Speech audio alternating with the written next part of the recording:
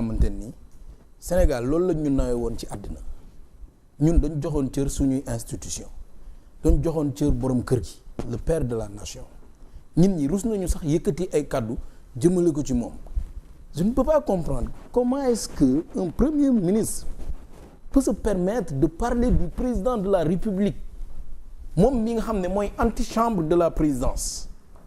moom mi nga xam ne nii képp ku war a yegg ca président ba non da nga koy jéggi pour doog a yegg si moom c'est lui d'abord qui met à nu le président de la République taxaw première personne bu taxaw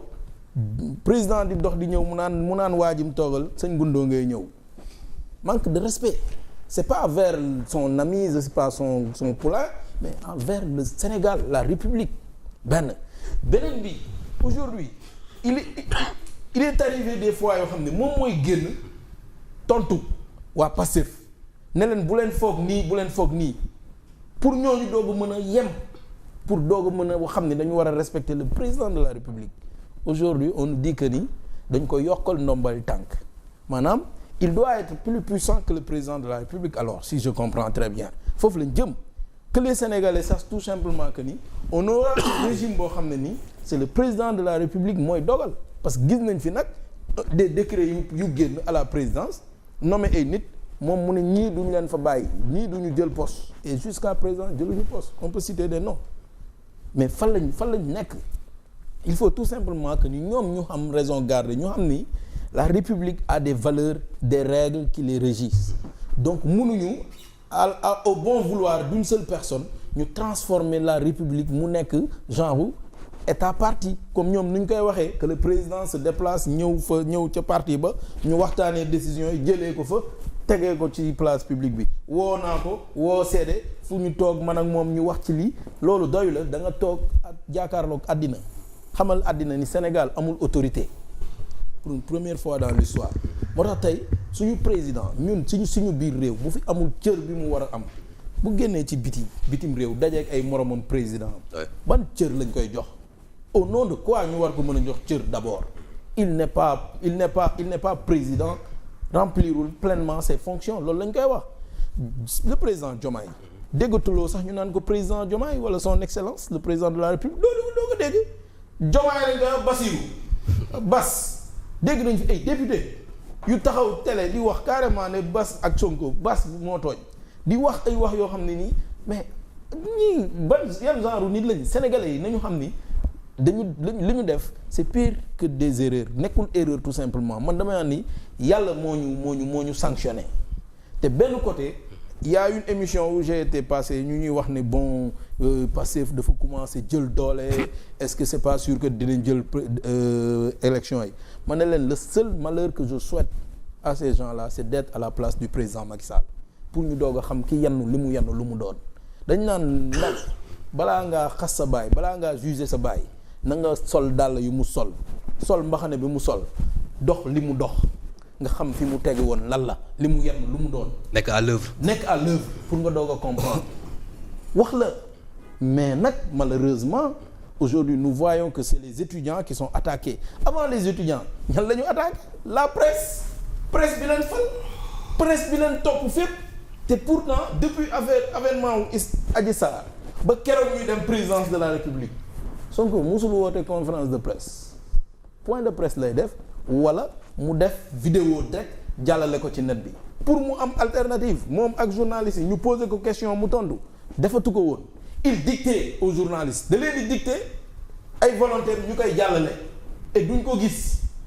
mais c'était quoi déjà un homme d'État quelqu'un qui aspire à diriger l'État du Sénégal ne doit pas être n'importe qui tey loolu moo ñu dal te on voit des gens yoo xam ne nii dañuy def retournement de situation bu rapide ñi fi nekkoon démb taxaw amul lu ñu yàqul Ousmane Sonko tey ñoom ñooy taxaw di wax ni non moom mooy ki baax Macky Sall mooy ki bon on a vu des personnes yoo xam ne ils sont censés inspirer cette jeunesse ñu war leen a jël comme modèle comme référence doyatuñu nit ñi fi ñu war a taxaw tey défendre li nga xam ne nii tey mooy suñu diine yi ñu am dañu gis tey ñu koy ñuy saaga suñuy diine mettre à terre carrément notre foi te pourtant les gens ne parlent plus fii am na jamono yoo xam ne nii fii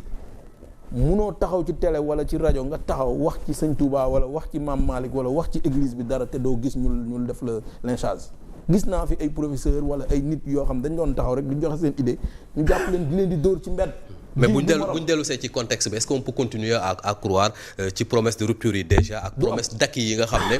ñu ngi koy xaar ci le bien-être wala les aspirations des populations. n'ayons pas l'espoir de Sainte-Thérèse Notre-Dame d'Espérance bu ñu ko am du am fii ñu nekk nii le pays ira de pire en pire dans le mauvais chemin dañuy daanu la république déjà est tombée à terre carrément parce que amatuñu république le protocole comment lan la ñu gis fii la ñu tëj Moustapha Diakhaté parce que nee na lan président bi ak premier ministre bi dañu doon xeex au palais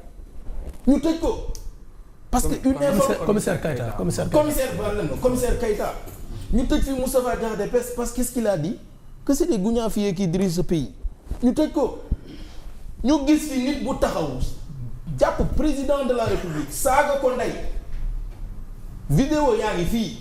ñu gis ay nit yoo xam ne nii da nga leen di gis actuellement sur le réseau yow Diomaye yow la ñuy wax traite notre président de la République de tous les noms d'oiseaux et ki leen digal loolu du keneen ku dul Ousmane Sonko moom moo leen ko digal moo fi organiser un meeting un terrain mensongère xaw ma terrain nostral xaw ma lu mu doon faire face à qui? Au président de la République. Démonstration de force. Qu'est-ce que nous avons vu comme réponse? Le président de la République qui lui montre que ni j'ai des dents pour mordre.